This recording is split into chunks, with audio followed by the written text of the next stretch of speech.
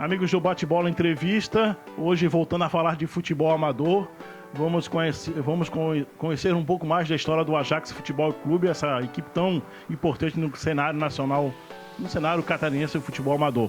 Ao meu lado, Celso de Souza Botelho, mais conhecido como Tequinha. Prazer em tê-lo aqui no Bate-Bola Entrevista. Muito obrigado pela oportunidade, nós estamos à disposição, seja bem-vindo à minha casa. Eu tenho todo um quadro, todas as fotos, toda uma história dessa equipe na qual eu vivenciou a partir de 76. Foi quando eu cheguei ao Ajax. Posso falar da fundação, posso falar com bastante propriedade, porque vivenciei um grande período nesse clube tão querido do esporte amador. Antes de falar dos títulos do Ajax, que não são poucos, né? Vamos falar um pouco da fundação do Ajax. Como é que surgiu o Ajax? O nome Ajax, as cores verde e branco, né? Quem teve a ideia de fundar essa equipe que foi várias vezes campeão aí do futebol amador catarinense? Os primos Ricardo, Chico Botelho, Isumar Botelho, Osni José Garcês, Alfredo Porto. Essas pessoas, eles queriam fundar uma equipe para disputar o campeonato, a Copa Arizona de Florianópolis. E o campeão de Santa Catarina dava lugar à disputa em São Paulo. Então, por que Ajax? Ajax por causa do Ajax da Holanda. Isso aí. Por que a camisa verde? A camisa verde, na época, a televisão era preto e branco. E os meninos acharam que aquelas camisas listadas, com aquelas listas grandes ao peito, e com aquele guerreiro em seu peito, achavam que era verde. Mas depois, muito mais tarde, com a televisão colorida, percebemos que o Ajax era vermelho e branco. Mas à vista, na frente, falaremos um pouquinho do vermelho e branco do original. Então tá, as histórias aí do futebol amador da grande Florianópolis. O Ajax, como a gente já falou, foi fundado em 10 de março de 1975. O Ajax da Holanda foi fundado também em março, se eu não me engano, em 18 de março. Só não me recordo o ano, né? E o Ajax, logo em seguida, como você mesmo falou, foi disputar a Copa Arizona, que era um torneio mais importante do futebol amador catarinense, né? Se jogava na grande Florianópolis, depois jogava-se a região sul e depois ia jogar a final em São Paulo, né? E o Ajax participou de várias competições dessas. Fala um pouco dessa Copa Arizona, como era a disputa dessa competição. No início, lá em 75, na qual eles fundaram essa equipe, os meninos se reuniram, esses cabeças pensantes e craques de bola, né? Como Chico, Zumar, Ricardo, o Giba, Bodinho, o Acioli, Renato. Então, grande parte deles chamaram os meninos, o Peixinho era o goleiro, chamaram os meninos para compor essa equipe. E esses meninos foram os menores foram fazendo exatamente o que esses fundadores, que mais velhos queriam e pretendiam. E eles foram passo a passo, eliminando um a um. Nessa eliminação, surpresa de todos, eles foram campeão do estado, com direito à vaga em São Paulo. Ora, em 1975, sai daqui esses meninos no ônibus para ir a São Paulo disputar uma Copa Arizona a nível nacional. Quem apostaria? Aí é que foi a surpresa. Eles foram eliminando um a um e chegaram à final. Talvez pelo cansaço, talvez pelo preparo físico, esses meninos não conseguiram o campeonato, mas só eles disputaram uma final. É um prêmio, é uma honraria muito grande. Então, lá em 75, eles foram vice-campeão nacional. Em 1976, quando eu vim para o Ajax, nesse ano eu não fui premiado. Nós não fomos campeões. Em 1977, fomos campeões da Copa Arizona, do estado. Fomos para São Paulo e fomos eliminados na primeira fase. Em 1978, não fomos campeão da Copa Arizona, esse time. Não sei se era porque era ímpar ou par, ironia do destino. Em 1979, talvez tenha sido um dos maiores equipes que o Ajax tenha feito, porque em 79, quando foi tricampeão da Copa Arizona, ele tinha que disputar a região sul, disputando com o desavergonhado de Curitiba uma final. Também nesse 1979, nós nos preparávamos com 4 professores de educação física na equipe. Nós treinávamos na avenida, nós treinávamos no Ipiranga, no sereno. Inverno, não tinha inverno, verão, tinha chuva, nós ia para corrida. Então nós tínhamos essa diferença, que os times cansavam e nós tínhamos um preparo físico invejável. Lá em 79, quando nós fomos campeão, que foi junto com a Portuguesa, numa decisão no campo do Guarani, nós ganhamos de 1-0, foi um jogo espetacular. A própria Portuguesa, se você entrevistar, quanta saudade, e quanto também nós, né, nos sentimos honrados de ser campeão, e eles, por sua vez, eles perderam para uma equipe um pouco diferenciada. E eles hoje, se você falar com o João Carlos Dias, um baita jogador, ele mesmo diz, fomos vice-campeão, mas com orgulho, porque perdemos para a melhor equipe do estado. Quer dizer, veio o time de Curitiba, fomos a Curitiba, o inverno rigoroso em Curitiba. 2 ônibus saíram daqui, os pais, 2 ônibus junto conosco, a gente preocupado, com muito frio que dava. E nós fomos jogar no campo da Vila Capanema, que é o campo que era do, hoje é Paraná, que era do Cascavel? Não, era do Pinheiros e Colorado, que foi feita a fusão e saiu o Paraná. Saiu o Paraná Clube. Ali na Vila Capanema, algumas fotos que a gente tem, foi um jogo espetacular.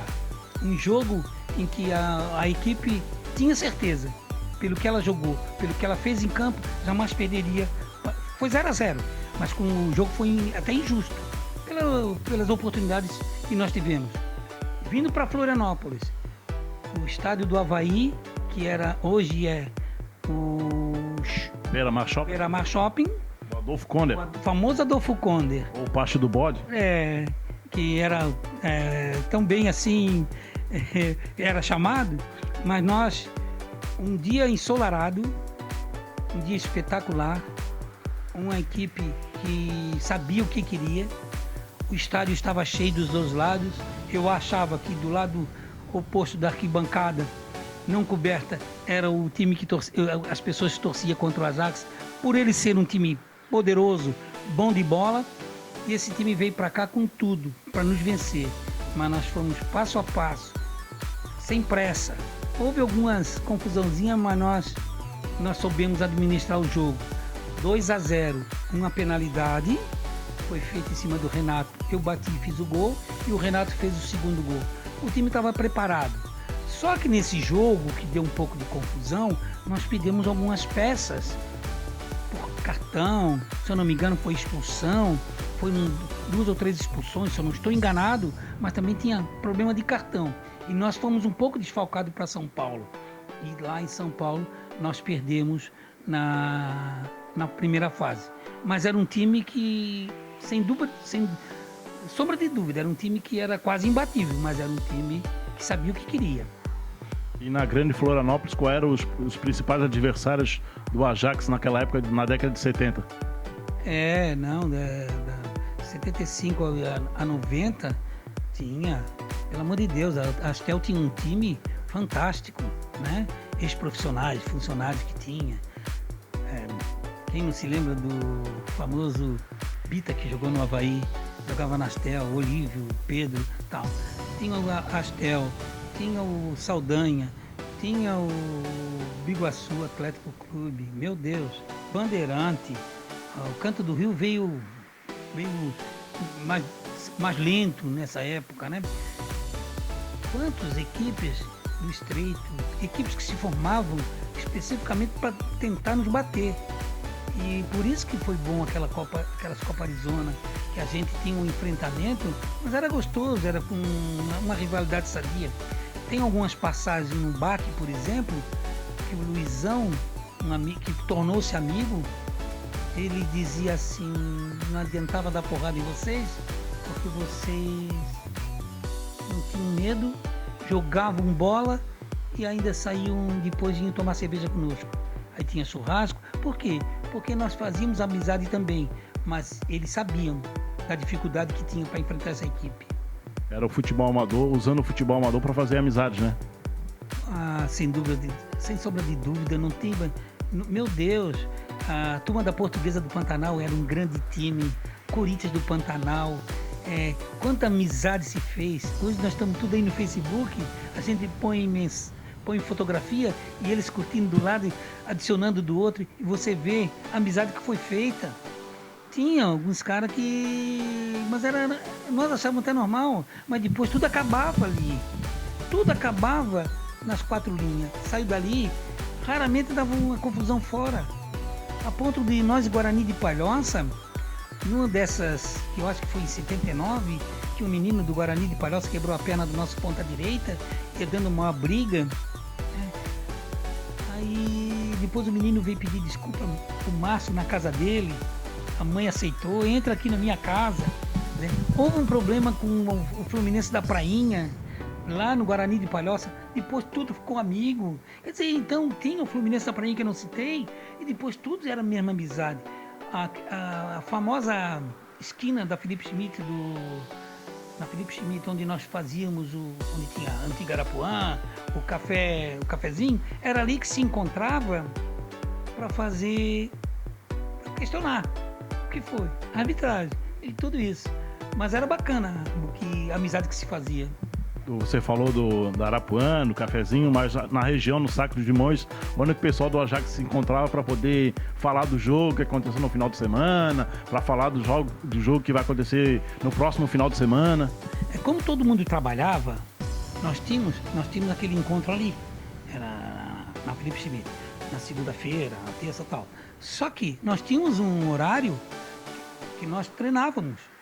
Nesse treinamento, ali que nós fazíamos a resenha, ali que nós discutíamos, ali que eu era xingado às vezes por ser fominha, de querer fazer um determinado gol, e fazia, aí o Carlos Roberto me brigava comigo e tal, mas isso tudo era saudável, era para a equipe. Então, ali a gente às vezes discutia. Quantas reuniões nós fazíamos para discutir problemas entre nós que vivenciavam? Quando surgiu a quadra no Caeira, nós íamos treinar no Caeira à noite e aquela arquibancada ficava cheia das pessoas para ver a gente treinar. Só preparação física, sem bola. Então você vê que era um time diferente. Então nós tínhamos esses locais.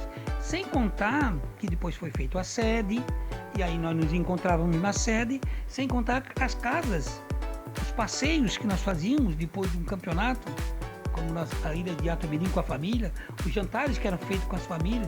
Isso não tem preço. Tanto que é verdade que hoje as amizades, ela permanece. O Tequinha, a gente estava conversando aqui antes de bater o papo, fez muitos gols com a camisa do Ajax, né? Apesar de jogar no meio do campo, né? Eu jogava, a minha posição era meio campo. Eu sempre gostava de jogar com a camisa 8, que eu gostava de carregar o piano. Que o Giba com a camisa 10 e o Ricardo com a 5. Era o tripé. Do time mesmo, depois que se firmou, era o tripé. Só que eu jogava em qualquer posição. Eu jogava pela direita, pela ponta direita, jogava de centroavante quando precisava. É porque eu tinha um poder físico muito grande. Além do que eu me formei aos 33 anos em educação física, eu tinha uma consciência física excelente. E a gente aguentava tinha que levar o piano. É lógico, eu fiz alguns gols. Penso eu, junto com muitos, fui um dos maiores artilheiros da história do Ajax. Por quê?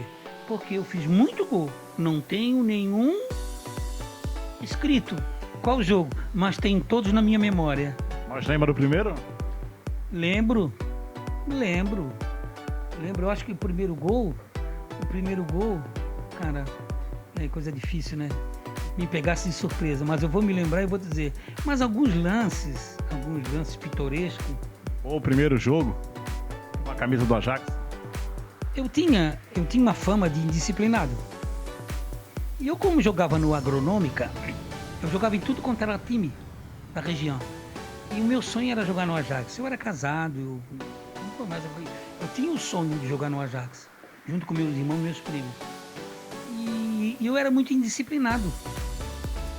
Eles diziam, o Teca vai vir pra cá pra incomodar. Aí tanto fizeram que me chamaram para o Ajax. Aí eu fiz uma promessa para mim.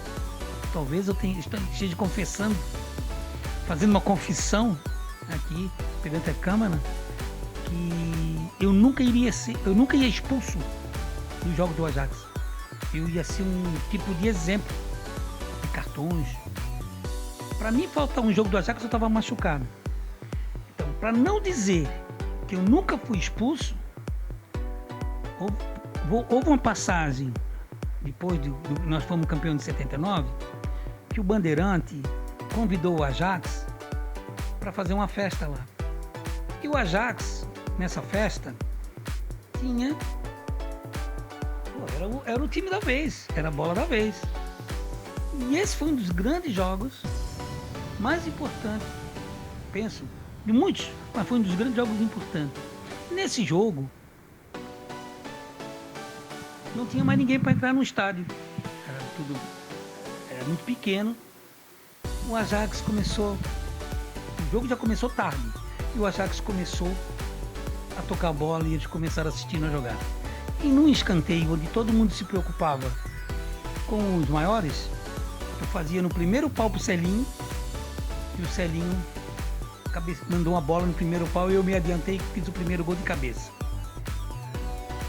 O jogo continua, houve outro escanteio, o Celinho vai bater o escanteio, eu digo para ele no primeiro pau e eu faço o segundo gol de cabeça. O Alexandre Souza, que jogou no Figueirense, ele mais o pai estavam atrás do gol, ele se lembra até hoje do lance. O jogo termina o primeiro tempo de 2-0, o Bandeirante vai, no segundo tempo empata. Cada gol que o Bandeirante fazia era 10, 15 minutos para entrar, porque o pessoal invadiu o campo. Quando 2-0, o Bandeirante empatou 2-2. O Bandeirante empatou 2-2, o jogo não terminou porque não tinha luz. Foi o tio, junto com o pessoal do Bandeirante, vamos fazer o jogo, porque tinha um troféu, na Universidade Federal. Esse jogo na Universidade Federal foi o jogo que eu fui expulso. Perdemos o jogo de 3-0. Os caras deram um banho em nós. Foi verdade. O Renato foi expulso, eu fui expulso junto com o Renato. Então foi a única vez. Foi um jogo amistoso que eu fui expulso. Alguns cartões sim, mas eu sabia até onde ia, porque era uma promessa, era questão de honra. Por eu ter um passado de indisciplina, e eu tinha que honrar essa camisa que eu honrei com tanto orgulho. Nos atletas que passaram pelo Ajax, algum teve passagem pelo futebol profissional? Avaí, Figueirense, Guarani? Sim, lá, da nossa época, do Guarani, Postal Telegráfico, da época lá de 68, então, veio o Zumar, né, que veio daquela época, depois o Chico foi para o Avaí aos 27, depois veio o retorno, o Carlos Roberto jogou no Ajax, depois de ser atleta do Avaí ou do Figueirense, quer dizer, muitos deles. Eu vou contar uma passagem, e essa passagem, até depois eu queria ver se eu mostrava essa fotografia. Nesse jogo nós desavergonhados, eu, o Gibo e o Ricardo, que era o tripé do meio campo, jogou uma barbaridade. Como eles sabiam que nós jogávamos, eles queriam ver quem eram esses três caras que jogavam. Ricardo era funcionário público estadual, o Giba federal e eu federal na época. Eu não devia contar, mas eu vou contar, porque eu achei que nós, na época, nós tínhamos esse time e o Avaí ia fazer um match treino.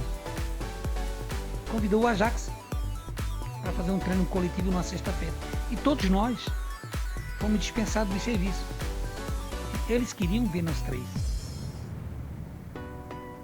Porque nós não sabíamos, depois eles avisaram para nós. Foi isso que eu estou falando, o que me passaram, não é mentira. A torcida do Avaí não permitiu que nós fizéssemos esse treinamento com o Avaí. Haja vista o tamanho da bola que tinha essa equipe. Não é que nós íamos lá querer ser melhor do que o time do Avaí, porque ali tinha jogo, os caras estavam com profissionalmente, estavam casados, com bons empregos, e na época não se tinha como pensar Haja vista que o Carlos Roberto teve que estudar direito, foi advogado, foi delegado, se eu não me engano, e por aí afora, porque também não podia depender na época só do futebol. Mas foi uma passagem interessante que a torcida não permitiu. Eu achei interessante isso aí. O Ajax, a gente conhece bastante da história do Ajax pelos títulos, né? Copa Arizona, foi tricampeão da Copa Interligas, foi campeão estadual de amadores. O Tequinha jogou até que ano no Ajax? Começou em 76, né? Comecei em 76. Depois, até... Foi mais 15 anos. Foi mais 15 anos. Até 1990 eu devo ter jogado no Ajax. É que, como eu estava com um projeto de escolinha de esporte, talvez eles também não vão gostar, mas eu vou dizer que eu achava que nós precisávamos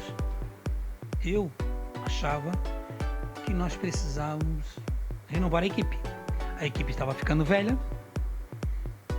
e nesse dia foi feita uma reunião na casa do seu Gilberto Narrais, e eu havia convocado, digo, vamos fazer o nosso veterano, e eu tenho muitos garotos que eu já dava aula até 17, 18 anos, para que nós trouxéssemos esses garotos, nossos filhos dos nossos atletas, para o Ajax, para continuar o nosso trabalho. Mas a minha voz não foi ouvida. Foi aí dessa reunião que eu saí e nunca mais voltei ao Ajax.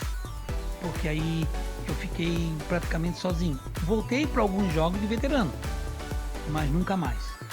Nunca mais, porque ali eu achava que eu tinha que pensar nas crianças e no Ajax do futuro. Era a renovação do Ajax, né? A renovação do Ajax que eu queria. Ninguém vai me desmentir, porque eu fiz a proposta na casa do Gilberto e eu fui assim, não é que eu tinha sido voto vencido, não deram importância devida para o que eu estava falando. O Ajax, eu lembro do Ajax campeão da Interligas em 2001, 2002, 2005, inclusive a final do estadual de amadores de 2005 foi aqui no Aldo Silva, contra a equipe do Gigantinho de Chapecó, e a equipe do Oeste acabou conquistando o título. Na sua época, o Ajax jogava onde? Aqui na região existia campo ou não? Não tínhamos campo. Nós tínhamos a universidade que abria as portas, nós tínhamos o campo do Unidos que nós treinávamos e jogávamos só no campo do adversário. Unidos que você fala lá no Campeche, né? No Campeche, onde nós fazíamos os treinamentos aos sábados. Agora você já viu no treinamento aos sábados um time que tinha cada atleta sua chuteira, seu calção, sua meia, sua camisa de treinamento? Era isso que eu ia perguntar, né? Tinha uniforme de treino, tinha chuteira, era tudo organizado naquela época, lá em 70, né? Lá, para você ter ideia, a gente fala com orgulho disso, eu nunca vi tamanha organização. Isso também tem que dar graças que o Federico, né, que é o Federico Botelho, pai do Chico, do Ricardo, do Renato, que ele, quando abraçou o Ajax, se você vê aqui nesses livros, tem um orçamento anual de custos, de gastos. Cada atleta que chegava, ele dava um bilhete para o atleta comprar uma chuteira dos seus pés. E essa chuteira tava o nome do cara, para ele, só ele jogava. Ninguém usava a chuteira do outro. Então tu ia pro treino e quem fazia todo o trabalho de limpeza, todo o trabalho de engraxar, era ele. Era uma pessoa que não se pode deixar de lembrar. Como também os outros presidentes. Assim foi Gilberto Narrais, mas o tio sempre acompanhando. Assim foi o Edinho, todos aqueles presidentes. As diretorias que eram formadas, elas tinham um cuidado especial com a imagem. Você imagina um time amador colocar 5.000 pessoas, 3.000 pessoas, como colocou no estádio lá do Avaí? Não era à toa pela organização, né?